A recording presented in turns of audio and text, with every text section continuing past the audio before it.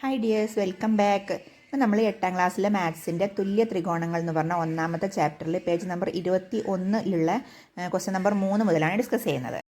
അപ്പോൾ മൂന്നാമത്തെ ക്വസ്റ്റ്യൻ ഇതാണ്. ചിത്രത്തിൽ ABCDE എന്ന പഞ്ചഭുജത്തിൻ്റെ വശങ്ങൾ തുല്യമാണ്, കോണുകളും തുല്യമാണ്. AB, AE എന്നീ വശങ്ങൾ നീട്ടിയതും CD എന്ന വശം നീട്ടിയതും PQ എന്നീ ബിന്ദുക്കളിൽ കൂട്ടിമുട്ടുന്നു. രണ്ട് ക്വസ്റ്റ്യൻ ആണുള്ളത്. ത്രികോണം BPCയുടെ വശങ്ങൾ ത്രികോണം EQDയുടെ വശങ്ങൾക്ക് തുല്യമാണോ എന്തുകൊണ്ട് എന്നുള്ളതാണ്. അതുപോലെ ത്രികോണം APQയുടെ AP, AQ എന്നീ വശങ്ങൾ തുല്യമാണോ എന്തുകൊണ്ട് എന്നും കണ്ടുപിടിക്കണം. അപ്പോൾ ചിത്രത്തിൽ നോക്കൂ, ABCDE എന്ന് പറയുന്നത് ഒരു പഞ്ചഭുജാണെന്ന് തന്നിട്ടുണ്ട്. അതുപോലെ അതിൻ്റെ കോണുകളും വശങ്ങളും ഒക്കെ തുല്യമാണെന്നും തന്നിട്ടുണ്ട്. പിന്നെ നമ്മളോട് എന്താ കണ്ടുപിടിക്കാൻ പറഞ്ഞിട്ടുള്ളത്? ത്രികോണം BPCയുടെ വശങ്ങൾ ത്രികോണം EQDക്ക് വശങ്ങൾക്ക് തുല്യമാണോ എന്നാണ് കണ്ടുപിടിക്കേണ്ടത്. അപ്പോൾ അതിന് വേണ്ടിയിട്ട് ആ വശങ്ങൾ തുല്യമാണോ എന്ന് അറിയാൻ വേണ്ടിയിട്ട് നമ്മൾ എന്ത് ചെയ്യണം? ആ രണ്ട് ത്രികോണങ്ങളും തുല്യമാണെന്ന് തെളിയിക്കണം. ത്രികോണങ്ങൾ തുല്യമാണെന്ന് തെളിയിക്കാൻ നമുക്ക് 3 റൂൾസ് അറിയാം അല്ലേ? എന്തൊക്കെയാണ്? 3 വശങ്ങൾ തുല്യമാവണമെന്നെങ്കിൽ ഒന്നുകിൽ 3 വശങ്ങളും മറ്റേ ത്രികോണത്തിൻ്റെ 3 വശങ്ങളായിട്ട് തുല്യമാവണം. അതല്ലെങ്കിൽ 2 വശങ്ങളും അവയ്ക്കിടയിലുള്ള കോണും തുല്യമാണെങ്കിലും ആ 2 ത്രികോണങ്ങളും തുല്യമായിരിക്കും. അതല്ലെങ്കിൽ എന്തൊക്കെയാണ്? ഒരു വശവും അതിൻ്റെ രണ്ടറ്റത്തുള്ള കോണുകളും തുല്യമാണെങ്കിലും ആ ത്രികോണം തുല്യമായിരിക്കും.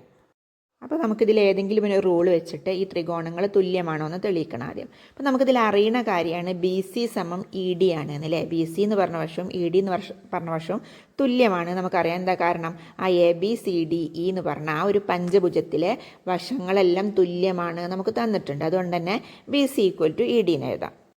ഇനി നമുക്കറിയാവുന്ന കാര്യം ആ പഞ്ചഭുജത്തിലെ കോണുകളെല്ലാം തുല്യമാണ് എന്നാണ്. അപ്പോൾ അതിൽ കോണിനെ നമുക്ക് X ഡിഗ്രി എന്ന് എടുത്തു കഴിഞ്ഞാൽ അതിലുള്ള എല്ലാ കോണുകളും X ഡിഗ്രി ആയിരിക്കില്ലേ. കോൺ A = കോൺ ABC = കോൺ BCD = കോൺ CDE = കോൺ DEA = X ഡിഗ്രി എന്ന് കൊടുക്കാം. കാരണമായിട്ട് എന്ത് കൊടുക്കാം? പഞ്ചഭുജത്തിലെ കോണുകളാണത്. ഇനി നോക്കൂ, കോൺ ABC എന്നുള്ളത് X ഡിഗ്രി ആണെങ്കിൽ കോൺ CBP എന്ന് പറഞ്ഞത് എത്രയായിരിക്കും? 180 X കുറച്ചതാവും അല്ലേ. കാരണം എന്താണ്? അത് രണ്ടും അനുപൂരക കോണുകളാണ്. അനുപൂരക കോണുകൾ എന്ന് പറഞ്ഞാൽ അത് രണ്ടും കൂടെ കൂട്ടിയാൽ 180 ഡിഗ്രി ആയിരിക്കും. അപ്പോൾ ഒന്ന് X ആണെങ്കിൽ മറ്റേത് എത്രയായിരിക്കും? 180 X കുറച്ചതായിരിക്കും. അപ്പോൾ എന്തെഴുതാം? 180 - X എന്ന് എഴുതാം. അപ്പോൾ ABCDE എന്ന് പറഞ്ഞ ആ ഒരു പഞ്ചഭുജത്തിലെ എല്ലാ കോണുകളും തുല്യമായതുകൊണ്ട് അതിലുള്ള എല്ലാ കോണുകളും X ആയിരിക്കും.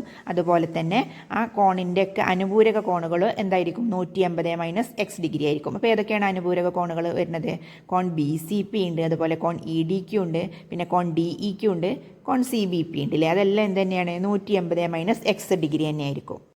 ഇപ്പോൾ നോക്കൂ, ആ 2 ത്രികോണത്തിലും അതായത് ത്രികോണം BPCയിലും ത്രികോണം EDQയിലും ഒരു വശം തുല്യമാണ്. അതായത് BC = ED എന്ന് കിട്ടി. അതുപോലെ അതിൻ്റെ രണ്ടറ്റത്തുള്ള കോണുകൾ ഏതൊക്കെയാണ്?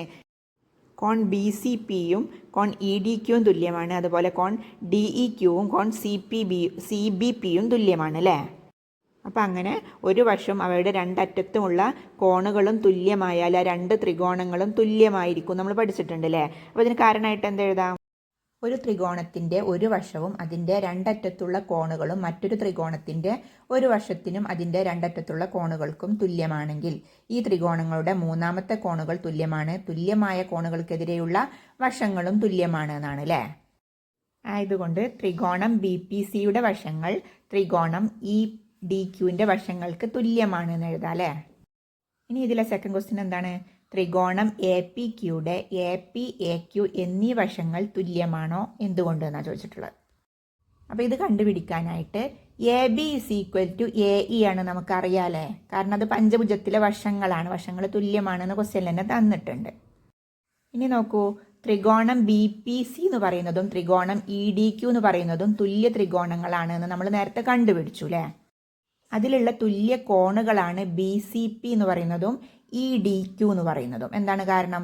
അത് രണ്ടും 180 - X ഡിഗ്രിയാണ് നമ്മൾ നേരത്തെ പറഞ്ഞു. അത് തുല്യ കോണുകളായതുകൊണ്ട് അവയ്ക്കെതിരെയുള്ള വശങ്ങളും തുല്യമായിരിക്കും. അവയ്ക്കെതിരെയുള്ള വശങ്ങളാണ് BP എന്ന് പറയുന്നതും EQ എന്ന് പറയുന്നതും. അതുകൊണ്ട് തന്നെ BP = EQ എന്ന് എഴുതാം.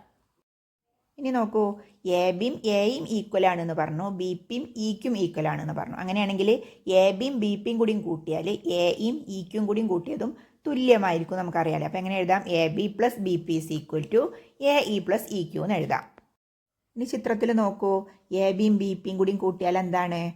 എ പി ആണ് അല്ലേ. എ പി എന്ന് പറഞ്ഞ ഒരൊറ്റ ലൈനാണ്. അതുപോലെ എ ഇ എന്ന് പറഞ്ഞ ലൈനും ഇ ക്യു എന്ന് പറഞ്ഞ ലൈനും കൂടിയും കൂട്ടി അയാൾ എന്താണ്, അത് എ ക്യു എന്ന് പറഞ്ഞ ലൈനാണ്. അപ്പോൾ A P is equal to A Q എന്ന് കിട്ടിയല്ലോ. അപ്പോൾ വീഡിയോ എല്ലാവർക്കും ഇഷ്ടമായിട്ടുണ്ടാവുമെന്ന് വിശ്വസിക്കുന്നു. വീഡിയോ ഇഷ്ടമായാൽ ലൈക്ക് ചെയ്യാനും ഷെയർ ചെയ്യാനും സബ്സ്ക്രൈബ് ചെയ്യാനൊന്നും മറക്കല്ലേ. അപ്പോൾ നമുക്ക് അടുത്ത വീഡിയോയിൽ കാണാം. ബൈ.